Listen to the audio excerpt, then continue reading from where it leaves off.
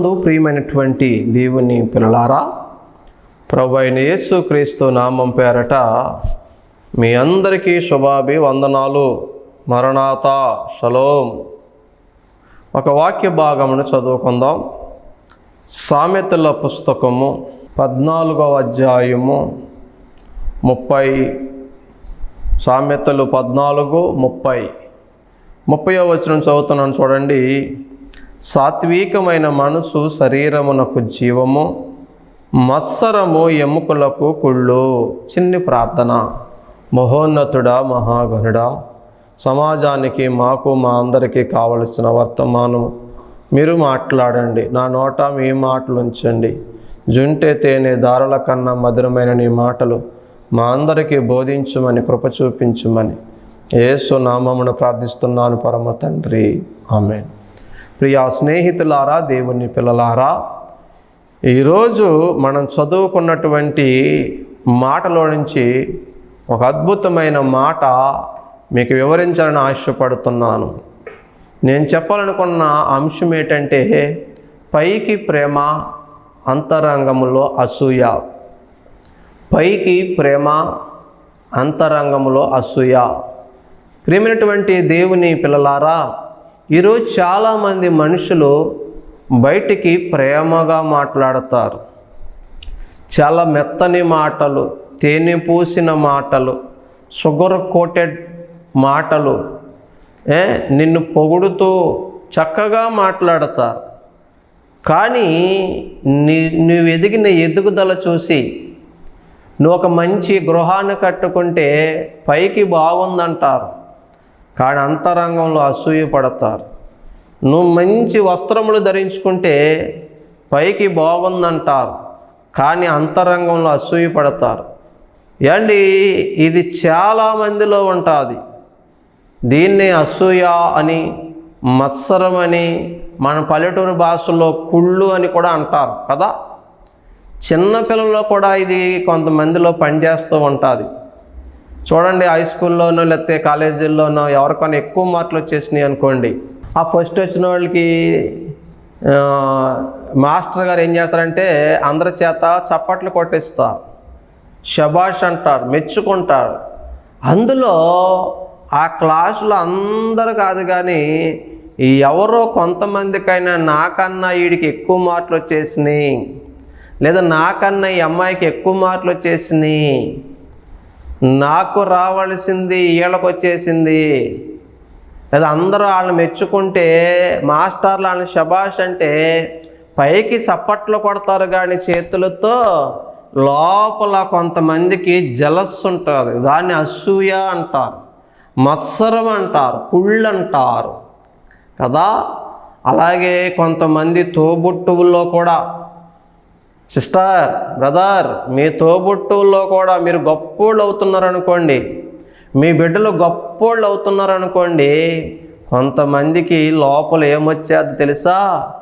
బయటికి బాగానే కనబడతారు, కానీ లోపల అసూయ వచ్చేసి నీ గురించి బ్యాడ్ ప్రచారం చేస్తారు, లేని వార్తలు పుట్టిస్తారు. వాళ్ళకి ఎలా వచ్చినాయో తెలుసా, ఎలా సంపాదించారో తెలుసా, వాళ్ళకి అలాగా ఎవరు సాయం చేశారో తెలుసా, ఇలా ఏదో ఒక రకముగా దిగజారిన మాటలు, అసూయతో కూడిన మాటలు ఈ సమాజంలో మాట్లాడుతూ ఉంటారు. దేవుడు వాక్యం సెలవిస్తుంది, అసూయ పడుతున్న వారులారా, మత్సర పడుతున్న వారులారా, ఎదుటి వారిని చూచి మీరు మత్సరపడినట్లయితే ఆ మత్సరము, ఆ అసూయ నీ ఎముకలకు కుళ్ళు, నీ ఎముకలు బలహీనమైపోతాయంట. తెలుసా ఈ మర్మము? ఎప్పుడైతే ఎదుటి వారిని చూసి నీవు ఆయాస పడుతున్నావో, అసూయ పడుతున్నావో, మత్సర పడుతున్నావో, అది నీ ఆరోగ్యానికి హానికరం. అసూయ పడే వారికి మనశ్శాంతి ఉండదు. ఎదుటివారి ఎదుగుదల, డెవలప్మెంట్, పేరు ప్రఖ్యాతల, కీర్తి ప్రతిష్టలు చూసి అసూయ పడుతున్న వారికి మనసులో నెమ్మది ఉండదు, మంచిగా నిద్ర పట్టదు, సరిగా ఆకలేయదు, బీపీలు, షుగర్లు లెవెల్లో మారుతూ ఉంటాయి. వారేమీ నష్టపోతలేదు. అసూయ పడుతున్న నీవే నీ ఆరోగ్యాన్ని పాడు చేసుకుంటున్నావు, నీ మనసును పాడు చేసుకుంటున్నావు, నీ హృదయాన్ని పాడు చేసుకుంటున్నావు. ఒక రకంగా చెప్పాలంటే అసూయ కూడా ఒక రకమైన తప్పే. ఎందుకు అసూయ పడాలి? ఈ అసూయ చిన్నోళ్ళలో వచ్చేసింది, పెద్దోళ్ళలో వచ్చేసింది, దేవుణ్ణి నమ్ముకున్న వాళ్ళు వచ్చేసింది. విచిత్రం ఏంటంటే చాలామంది దైవజనుల్లో కూడా వచ్చేసిందండి ఇది. ఒక దైవజనుడు బాగా వాడబడుతూ ఉంటే, ఒక దైవజనుడు బాగా డెవలప్ అవుతూ ఉంటే, ఒక దైవజనుడికి పేరు ఎక్కువగా వస్తూ ఉంటే కొంతమంది అసూయ పడతారు. ఒకవేళ ఒక దైవజనుడు ఎదుగుతున్నాడని, డెవలప్ అవుతున్నాడని, పేరు ప్రఖ్యాతులు పెరుగుతున్నాయని, సేవ దీవించబడుతుందని, ఇదిగో సాటి స్నేహితుడా, దైవజనుడా, జత పనివాడా, నీవు నీ సాటి దైవజనుడి మీద అసూయ పడితే నువ్వు రాసి పెట్టుకో, గుర్తు పెట్టుకో, దావీదుకి పేరు రావడం చూచి అసూయపడిన సౌలుకి నీకు తేడా లేదు. ఈ స్టోరీ తెలియదా బిడ్డలారా మీకు? దావీదు గొలియాతుని జయించినప్పుడు, ఇశ్రాయేలు ప్రజల్ని గెలిపించినప్పుడు స్త్రీలు చాలా కృతజ్ఞత కలిగి దావీదుకి, సౌలుకి జైలు పలికారు. ఇదిగో మా రాజ్యం ఓడిపోయి ఉంటే మా మాన ప్రాణాలు ఏమైపోవునో, దావీదు గెలిపించాడు కాబట్టి మా మానాలు, మా ప్రాణాలు నిలబడ్డాయి. ఓడిపోతే అందరూ వాళ్ళని చెరగొనిపోతారు. చెరగొనిపోయిన తర్వాత వాళ్ళు ఏమైనా చేయొచ్చు బిడ్డలారా. కాబట్టి వాళ్ళు ఆలోచించుకుని దావీదు గారు గెలిపించాడు కాబట్టి మా మానాలు, మా ప్రాణాలు నిలబడ్డాయని ఆలోచించుకుని గెలిపించిన దావీదు విషయంలో కృతజ్ఞత కలిగి వాళ్ళొక పాట పాడారు. సౌలుకి 1000 కొలది జయము, దావీదుకి 10,000 కొలది జయమని జయనాదాలు చేసినప్పుడు సౌలు రాజుకి కోపం వచ్చింది, రోషం వచ్చింది. ఈ రోషం గొలియాతుగాడి మీద ఎందుకు రాలేదు? ఈ పౌరుషము గొలియాతుగాడిని కొట్టడంలో, గెలవడంలో ఎందుకు రాలేదు? పోనీలే, యుద్ధం చేసిన వాడు దావీదే కదా, గెలిపించినవాడు దావీదే కదా, ప్రాణం అడ్డం పెట్టి నిలబడి రాజ్యానికి విజయం తెచ్చినవాడు దావీదే కదా, దావీదుకి 10,000 కొలది జయమంటే తప్పేముందని పెద్ద మనస్సుతో ఆలోచించవలసిన సౌలు చాలా దుష్ట హృదయము కలిగి విషపు చూపు నిలిపాడంటండి. అసూయ. రాజుగారిని నేను, రాజ్యము నాది, కానీ నాకంటే ఎక్కువగా ఇతనికి జైలు పలికారని విషపు చూపు. విషం. ఈ మాటలు మీకు బైబిల్లో ఉంటాయండి బిడ్డలారా. 1 సమూయేలు గ్రంథం 18వ అధ్యాయము చూడండి. ఆ మాట మీకు చూపిస్తాను చూడండి, నా మాట కాదు ఇది. 1 సమూయేలు గ్రంథం 18వ అధ్యాయం 9వ వచనం. కాబట్టి నాట నుండి సౌలు దావీదు మీద విషపు చూపు నిలిపెను. చూసారా? మళ్ళీ పైకి బాగానే మాట్లాడుతున్నాడు. దావీదా, నా దగ్గర బాగానే పనిచేస్తావా, నాతో ఉంటావా, నా రాజ్యంలో ఉంటావా అని పనిలో కూడా పెట్టుకున్నాడు. కానీ అంతరంగంలో దావీదుని ఎలా చంపేయాలా, దావీదుని ఎలా లేపేయాలా అనే ఈ ఆలోచనలతోనే ఉన్నాడు. ఎందుకు దావీదుని చంపాలనుకుంటున్నాడు? అసూయ. పైకి ప్రేమగా మాట్లాడి దాని దగ్గర పనిలో పెట్టుకున్నాడు. అంతరంగం నిండా అసూయతో నిండిపోయాడు. డియర్ బ్రదర్, డియర్ సిస్టర్, నువ్వు పని చేసే కాడ, నువ్వు చదువుకునే కాడ, నీ ఇంటిలో, నీ సమాజంలో ఇటువంటి విషపు చూపు కలిగిన వాళ్ళు ఉంటారు. నీకు జాబ్ చేసే కాడ నీకు బాగా ప్రమోషన్లు వస్తుంటే, నీ వర్క్ని చూసి అందరూ నిన్ను మెచ్చుకుంటూ ఉంటే, నీ కొలిగ్లో ఎవడో ఒకడికి వచ్చేద్ది విషపు చూపు, అసూయ, మత్సరం. నీ సమాజంలో కూడా అంతే. నువ్వు మంచి ఇల్లు కట్టుకుంటే, మంచి పేరు వస్తే, మంచి ఉద్యోగం వస్తే, ఓ మంచి కారు కొనుక్కుంటే, నీ సంఘం బాగుంటే, నీ సేవ బాగుంటే, నువ్వు అనేక స్థలాల్లో వాడబడుతూ ఉంటే, నీ పిల్లలు గొప్పోళ్ళు అవుతూ ఉంటే, నీ పిల్లలు ప్రయోజకులు అవుతూ ఉంటే, నీ పేరు అనేక చోట్ల మారు మ్రోగుతూ ఉంటే, నీ ఫోటోలు అనేక ఫ్లెక్స్ల్లో పడతా ఉంటే, నీ గురించి ఆ గ్రామంలో గొప్పగా చెప్పుకుంటూ ఉంటే కొంతమందికి వచ్చేద్దే. వీళ్ళు సౌలు ఆత్మ కలిగిన వాళ్ళేళ్ళో, విషంగాళ్ళేళ్ళో. దౌర్భాగ్యం ఏంటి తెలుసా? ఇటువంటి విషంగాళ్ళు సమాజంలో ఉంటారు, స్నేహితుల్లో ఉంటారు, బంధువుల్లో ఉంటారు. కొంతమందికి అయితే సొంత తోబుట్టువుల్లోనే ఉంటారు. నిజమండి. బైబిల్లోనే మీకు మాట చూపిస్తాను చూడండి. ఆదికాండము, రెండొక్కసారి ఆదికాండము 37వ అధ్యాయము 11వ వచనం. అతని సహోదరులు అతని యందు అసూయపడిరి. ఇక్కడ నేపథ్యం ఏంటంటే, యాకోబుకి 12 మంది కుమారులు. ఈ 12 మంది కుమారుల్లో యోసేపుకి దేవుడు ఒక ప్రత్యేకమైన వరం ఇచ్చాడు. అలాగే కన్న తండ్రి కూడా యోసేపు అంటే కొంచెం ప్రేమ ఎక్కువే. మిగతా కొడుకుల్లో కొన్ని అలవాట్లు, కొన్ని దురలవాట్లు ఉండడం, వాడు పనులు కొంచెము వ్యవహారం తేడాగా ఉండడం, అవన్నీ కూడా యోసేపు తండ్రికి చెప్పేయడం ఇవన్నీ జరుగుతూ ఉంది. యోసేపు మాత్రం ఎప్పుడు కూడా తేడాపాడా చేసినోడు కాదు, అమర్యాదగా ప్రవర్తించినోడు కాదు, అపవిత్రంగా బ్రతికేవాడు కాదు, చెడ్డ మార్గాల్లో తిరిగేవాడు కాదు. తండ్రికి నమ్మకంగా ఉండేవాడు, పరిశుద్ధంగా, నీతిగా, యథార్థంగా బ్రతికేవాడు ఎవరంటే యోసేపు. ఆ విధము చేత కూడా యోసేపు అంటే తండ్రి ఎక్కువగా ప్రేమిస్తున్నాడు. విచిత్రమైన నిలువుటంగి కుట్టించాడు. ఇదొక కారణమైతే, రెండోది యోసేపుకి దేవుడు మంచి మంచి వరాలు ఇచ్చాడు. అందులో కలల కనే వరం. ఈ కళలో రాబోయే రోజుల్లో యోసేపు ఎంత గొప్పోడైపోబోతున్నాడో, ఏ స్థానానికి ఎదగబోతున్నాడు అన్నీ కూడా దేవుడు ముందుగా చూపిస్తే, కడుపులో ఏ కల్మషం లేనోడు నా అన్నలు సంతోషిస్తారు, నా సహోదరులు ఆనందిస్తారు.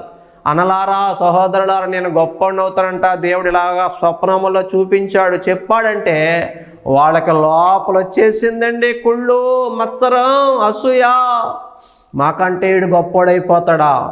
దేవుడు ఈయన ఎక్కువగా ప్రేమించి, తండ్రి ఈయన ఎక్కువగా ప్రేమించి, అబ్బే ఇది కుదరదు, ఏదో రకంగా వీడిని లేపేయాలి, చంపేయాలి అని మనస్సులో మత్సరం పెట్టేసుకున్నారు, దుష్టాలోచన పెట్టేసుకున్నారు, కుళ్ళు కుతంత్రం పెట్టేసుకున్నారండి. వాళ్ళకి అసూయ వచ్చేసింది. అంతే ఎలా చంపేద్దామా అని ప్లాన్ వేస్తారు. ఎవరేళ్ళో? బయటోళ్ళ, శత్రువులా, పగవారా? నో, సొంత సహోదరులే యోసేపు మీద అసూయపడ్డారు. చంపేద్దామనుకున్నారండి. ఆదికాండం 37:18 చూడండి. ఆదికాండం 37:18. అతడు దగ్గరకు రాక మునుపు వారు దూరము నుండి అతన్ని చూచి అతని చంపుటకు దురాలోచన చేసిరి. సహోదరులారా, మీకు ఏమన్యాయం చేశాడు యోసేపు? యోసేపు దగ్గరకు రాకముందే ఎలా చంపేయాలి అని ఒక దురాలోచన. ఎందుకు చంపేయాలనుకుంటున్నారు? అసూయ, మత్సరం. దేవుడు ఇదిగో వీడికి కళలిస్తున్నాడు, వరాలిస్తున్నాడు, వీడు గొప్పోడైపోతాడంట. ప్రియమైన దేవుని బిడ్డలారా, మనలో ఎవడైనా గొప్పోడవుతాడంటే, గొప్పోడైతే మనం ఏం చేయాలి? సంతోషించాలి, వాళ్ళని అభినందించాలి. అంతే కదా.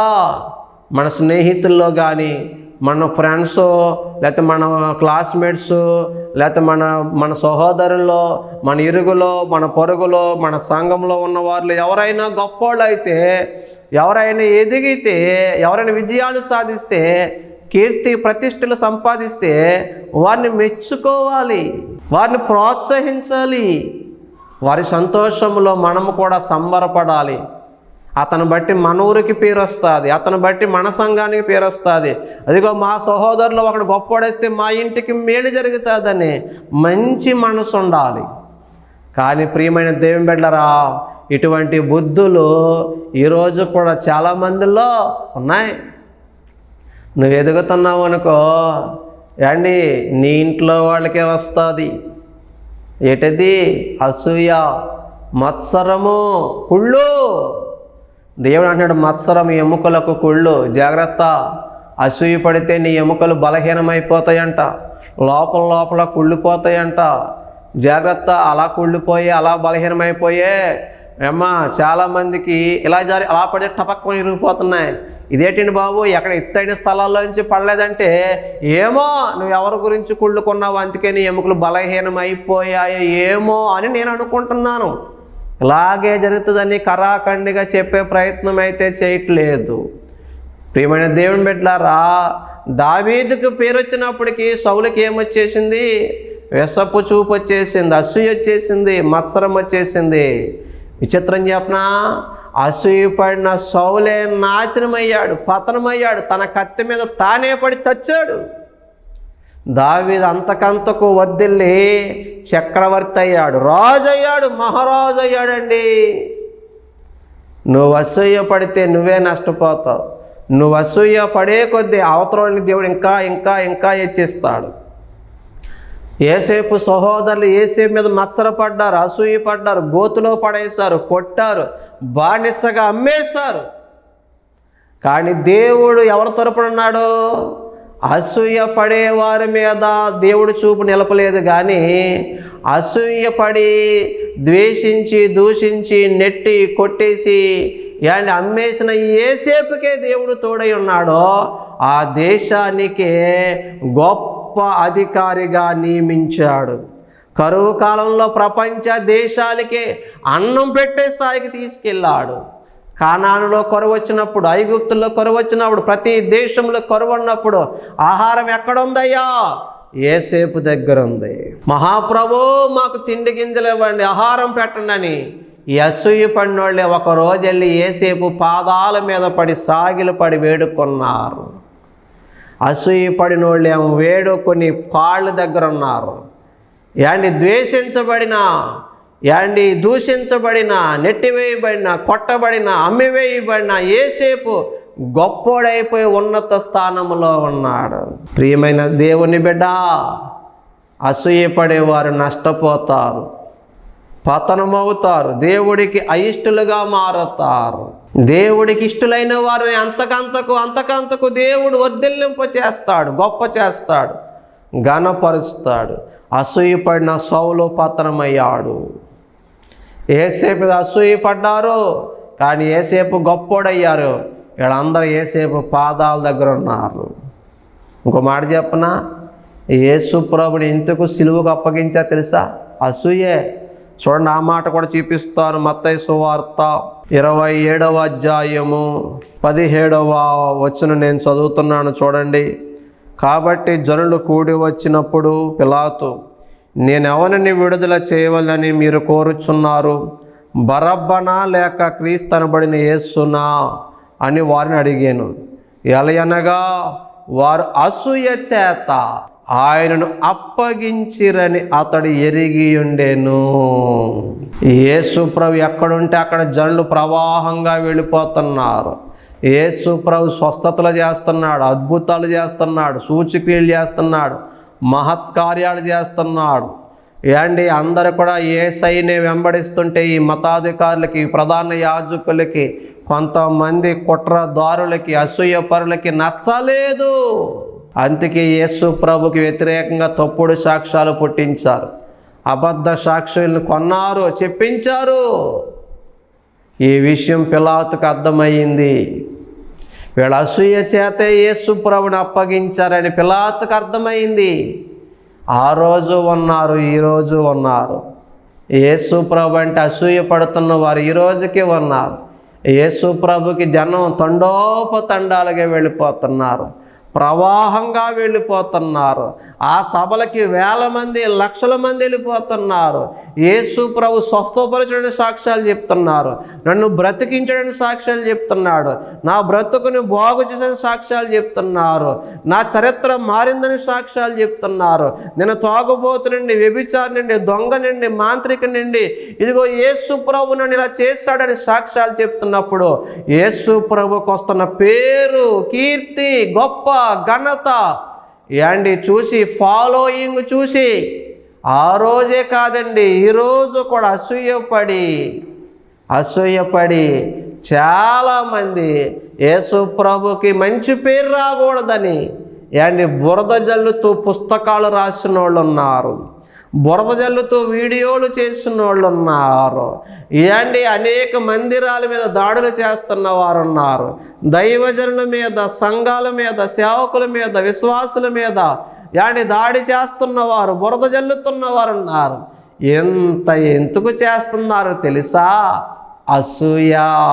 ఓ దైవజనుడా, ఈరోజు నీకు ఇన్ని వ్యతిరేకమైన మాటలు ఎందుకు వినబడుతున్నాయో తెలుసా? నీ మీదకి ఇన్ని నిందలు ఎందుకు వస్తున్నాయో తెలుసా? నువ్వు దేవుని ఏర్పాటులో ఉన్నావు, నువ్వు అంతకంతకు ఎదుగుతూ ఉన్నావు, నీకు సమాజంలో మంచి పేరు వచ్చేస్తుంది. ఇదిగో వీళ్ళకంటే నీకు ఎక్కువ పేరు వచ్చేసినప్పటికీ అసూయ చేత నీ మీద నిందలేస్తున్నారు, అసూయ చేత అవమానిస్తున్నారు, అసూయ చేత బేడ ప్రచారం చేస్తున్నారు, అసూయ చేత ఈ తప్పుడు మాటని రాళ్ళు నీ మీద విసురుతున్నారు. ఈ విషయంలో నువ్వు సంతోషించి ఆనందించి గొంతులువే. బాధే, నిందలు వేస్తే బాధే, లేని వార్తలు పుట్టిస్తే బాధే, అవమానిస్తే బాధే. మీకు శుభవార్త చెప్పనా? నిందించబడి, అవమానించబడి, ద్వేషించబడి బాధపడుతున్న నీ పక్షాన దేవుడు ఉన్నాడు. ఎవరైతే నిందించి, అవమానించి, గాయపరిచి, దూషించి, ద్వేషించి, నిన్ను, నీ పరిచర్ని హాని చేసి, గాయపరిచి దిగజార్చే ప్రయత్నం చేశారో వారితో దేవుడు లేడు. దేవుడి మనసు అది కాదు కదా. నిందించే మనసు దేవుడిది కాదు కదా, గాయపరిచే మనసు దేవుడిది కాదు కదా, బాధించే మనసు దేవుడిది కాదు కదా, లేని వార్తలు పుట్టించే మనసు దేవుడిది కాదు కదా. ఒకవేళ పొరపాటు ఉంటే పక్కకు పిలిచి ఇది నీ పొరపాటుని చక్కగా రహస్యంగా చెప్పి నిన్ను సరిదిద్దే మనసు ఉంటుంది దేవుడి మనసు. కానీ నిన్ను బాహాటంగా ఆరాటి పెడుతున్నారంటే అది దేవుని ఆత్మ చేసే కార్యం కాదు, అది దేవుని మనసు కలిగిన వారు చేసే పని కాదు. ఇంకో మాట చెప్పనా? ప్రతి చెట్టు మీదకి రాయి పడదు సహోదరుడా, దైవజనుడా, సేవకుడా. ఈరోజు నీ మినిస్ట్రీ మీద, నీ మీద, నీ బిడ్డల మీద, నీ కుటుంబం మీద, లేకపోతే సామాన్య విశ్వాసం నీ మీద, నీ కుటుంబం మీద ఎన్నో రాళ్ళు పడుతున్నాయా? అయితే చెప్పనా, నీకు ఫలాలు ఉన్నాయని అర్థం. ఫలించే చెట్టుకే కదా రాళ్ళు దెబ్బలు, కాయలున్న చెట్టుకే కదా రాళ్ళు దెబ్బలు.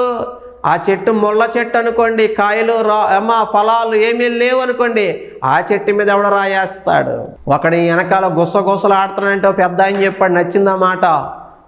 ఒకడు నీ వెనకాల గుసగుసలు ఆడుతున్నాడంటే, సనుగుతున్నాడంటే, వెనకాల మాట్లాడుతున్నాడంటే అర్థం ఏంటంటేనంట నువ్వు ముందున్నావంట, వారికంటే నువ్వు ముందున్నావని అర్థం అంట. అబ్బా, బాగా చెప్పాడండి ఆయన. నువ్వు వాళ్ళకన్నా ముందున్నావు, నీ బిడ్డలు వాళ్ళకన్నా ముందున్నారు. అందుకే వెనకాల గుసగుసలాడుతున్నారు, అందుకే వెనకాల కుట్రలు పండుతున్నారు, అందుకే వెనకాల సణుగుతున్నారు. సంతోషించు, ఏసేపులా గొప్పోళ్ళు అయిపోతారు మీరు, దావీదులాగా గొప్పోళ్ళు అయిపోతారు. విషపు చూపినోళ్ళు, మత్సర పడినోళ్ళు, అసూయ పడినోళ్ళు పతనం అయిపోయారు, నాశనం అయిపోయారు. బైబిల్లో ఇటువంటి సందర్భాలు చాలా ఉంటాయి. బైబిల్లో యేసు ప్రభు మీద అసూయ పడ్డారు, యేసు ప్రభుని అప్పగించారు. ఏమైంది? 3వ రోజు మరణాన్ని గెలిచి, సమాధిని గెలిచి, శత్రువుని గెలిచి, సాతాన్ని గెలిచి, మరణమాన్ని ముళ్ళెక్కడ, మరణమాన్ని విజయం ఎక్కడ అని విజయనాదము చేసుకుంటూ పునరుద్ధరణై తిరిగి లేచాడు మృత్యుంజయుడని యేసు ప్రభు. ఆమేన్.